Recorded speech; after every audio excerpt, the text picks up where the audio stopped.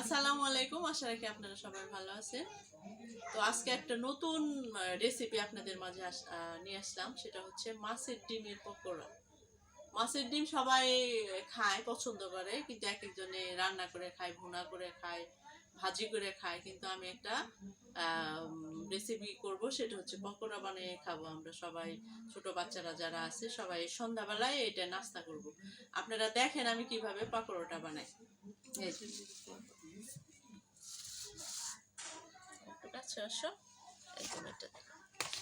এই যে এইখানে আমি সব কিছু কেটে রাখছি। এই যে মাছের ডিমগুলো একদম ধুয়ে পরিষ্কার করে রাখছি।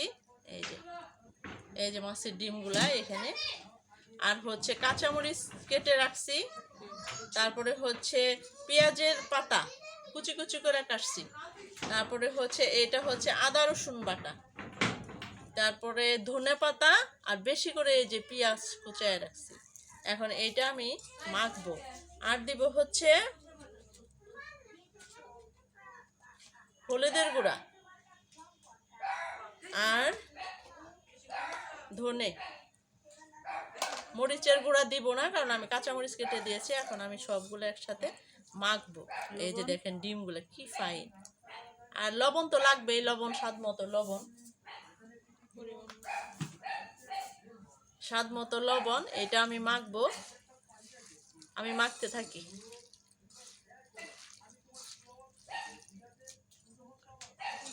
আর আমি দিব হচ্ছে যে সবগুলা মেখে নিলাম, সুন্দর করে মেখে নিলাম। মাখার পরে এখন আমি দিব চালের গুঁড়া।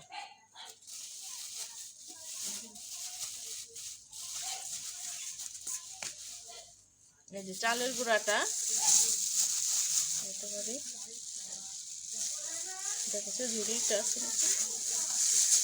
ফ্রিজে ছিল তো, একদম ঠান্ডা। এই যে চালের গুঁড়া দিব। চালের গুঁড়া দিলে একদম মচমচে হবে আর খেতেও ভালো লাগবে। এটা আমি মাটির একটা পাত্রে আমি এটা মাখলাম। ঠিক আছে, এভাবে মেখে তারপর আমরা ভাজবো। বাস আমার মাখা হয়ে গেছে। আমি এই 2-3 মিনিট একটু রেস্টে রেখে দিই, 4-5 মিনিট, তারপর আমরা ভাজবো। এই যে আমি পাকোড়াটা এখন ভেজে নিব। ফ্রাই প্যানের মধ্যে তেল দিয়ে দিছি। এটা ডুবো তেলে ভাজলেই বেশি ভালো হয়, কিন্তু আমি আমার মতো করে ভাজবো। কম তেল খাবেন?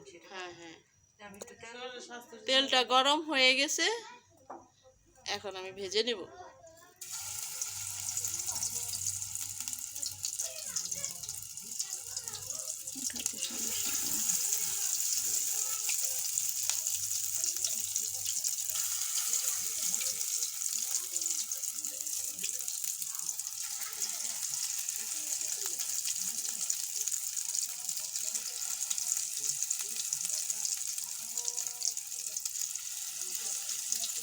একে একে আমি সবগুলো এইভাবে দিয়ে ভেজে নিই।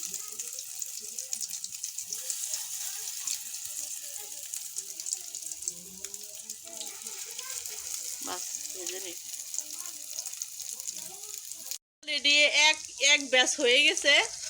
এক ব্যাচ হয়ে যাওয়ার পরে সবাই বাচ্চাদের সবাইকে দিয়ে আগে থামাই নিছি, কারণ সব বাচ্চারা খাওয়ার জন্য একদম করে পাগল হয়ে গেছে যে খালামুনি ফুপি আমারে দাও দাও দাও। ওই জন্য আমি আগে এক ব্যাচ ভাজি করে ওদের দিয়ে নিচ্ছি। ওরা এই যে চুপচাপ খেয়ে নিচ্ছে। এই যে এখন বাকিটা দেখতে থাকেন। ভাজা হয়ে গেছে, এখন আমি নামিয়ে ফেলবো। চুলাটা বন্ধ করে দিয়ে এখন সব রান্না ভাজা হয়ে গেছে। আমি একে একে সব নামিয়ে এখন বাচ্চাদের খাওয়াবো আর আমরাও খাবো।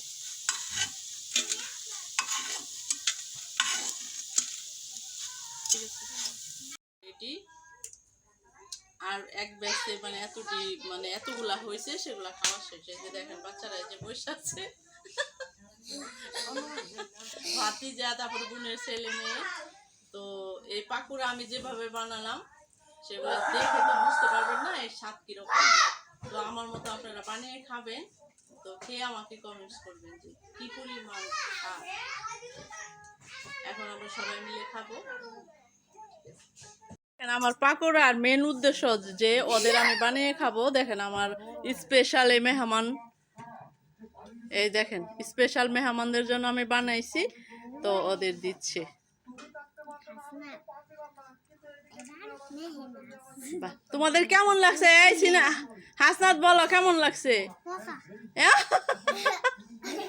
খাইতে পচা না? না অনেক মজা। ওরা দেখেন বুঝতে পারে না, শয়তানি করে আমার বলতেছে মেয়ে না। আচ্ছা বাহ। রুবায়েত ও ইয়া আন্নি আচ্ছা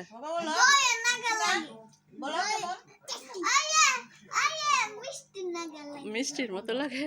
আচ্ছা ঠিক আছে, আপনারা এইভাবে বানিয়ে খাবেন আর খেয়ে আমাকে কমেন্টস করবেন। যদি আমি ভালো না লাগে তাহলে কমেন্টস আবার মুছে দিবেন। আল্লাহ হাফেজ।